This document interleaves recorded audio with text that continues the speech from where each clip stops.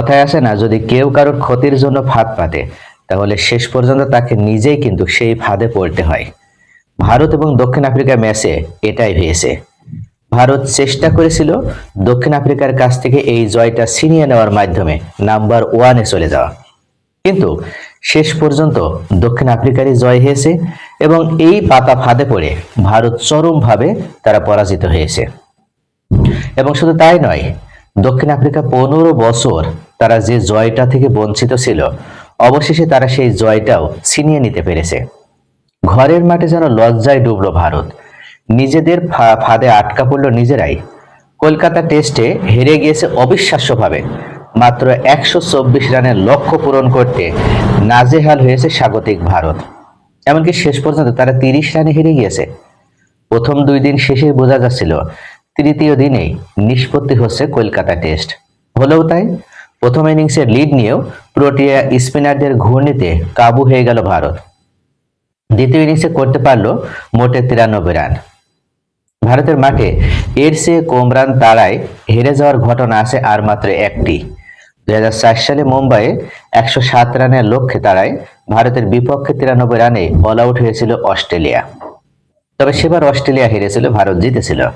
আর এবার এই নিজেদের পাতা ফাঁদে এবার ভারত নিজেরাই পরাজিত হলো। অন্যদিকে নিজেদের ইতিহাসে এর চেয়েও কম তাড়া করে একবারই হেরেছে ভারত। 1997 সালে ওয়েস্ট ইন্ডিজের বিপক্ষে বার্বাডোস টেস্টে 120 রানের লক্ষ্য ছুঁতে পারেনি তারা। সেই তিক্ততা যেন আজ ফিরল আবার। এইদিকে এই জয়ে ভারতের মাটিতে দীর্ঘদিনের খরা কাটলো দক্ষিণ আফ্রিকার।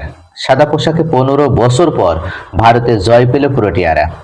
সবশেষ জয় এসেছিল 2010 সালে। মাঝের 8 টেস্টের 7টিতেই হারে তারা, অন্যটি হয় ডোরা। ইডেন গার্ডেনে বোলাররা সুবিধা পেয়েছিল প্রথম দিনেই।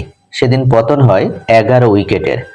টস জিতে ব্যাট করতে নেমে 55 ওভারে সবকটি উইকেট হারিয়ে প্রথম ইনিংসে মাত্র 159 রানে থেমেছিল দক্ষিণ আফ্রিকা। জবাব দিতে নেমে প্রথম ইনিংসের 62.2 ওভার 189 রানে থামতে হয় স্বাগতিকদের। প্রায় 30 রানের লিড পিছিয়ে থেকে ব্যাট করতে নেমে দ্বিতীয় ইনিংসেও চাপে পড়ে যায় সফরকারীরা। 93 রানে হারায় 7 উইকেট। তবে রোববার টেম্বা বাভুমার সৌজন্যে আরো 60 রান যোগ করে তারা। 137 বলে 55 রানে অপরাজিত থাকেন প্রোটিয়া এই অধিনায়ক। এছাড়া করবিন বসের ব্যাট থেকে আসে মহামূল্যবান 25 রান। এই ইনিংসে আসে 153 রান। প্রথম ইনিংসে 30 রানের লিড থাকায় ভারতের সামনে লক্ষ্য দাঁড়ায় 124 রান। সহজ লক্ষ্য পেলেও ইডেনে তা বেশ কঠিন হয়ে দাঁড়ায়। দলের খাতায় 1 রান যোগ হতেই ফেরেন 2 ওপেনার যশস্বী জয়সওয়াল ও লোকেশ রাহুল।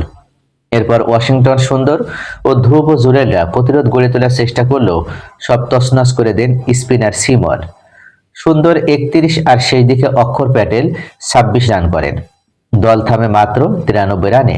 প্রথম ইনিংসের পর দ্বিতীয় ইনিংসেও 4 উইকেট তুলে নেন সিমন হারমার। এছাড়া 2টি করে উইকেট নেন মার্কো জানসেন ও কেশব মহারাজ। এই হারে 2 ম্যাচ সিরিজে 1-0-তে এগিয়ে গেল প্রোটিয়ারা। বোলারদের একচ্ছত্র দাপট থাকা ম্যাচে 4 ইনিংসের একটিতেও 200 রান হয়নি। 1959 সালের পর এই প্রথম কোনো ম্যাচে দেখা গেল এমন ঘটনা। আর পুরো 4 ইনিংস 50 ছিল মাত্র একটি।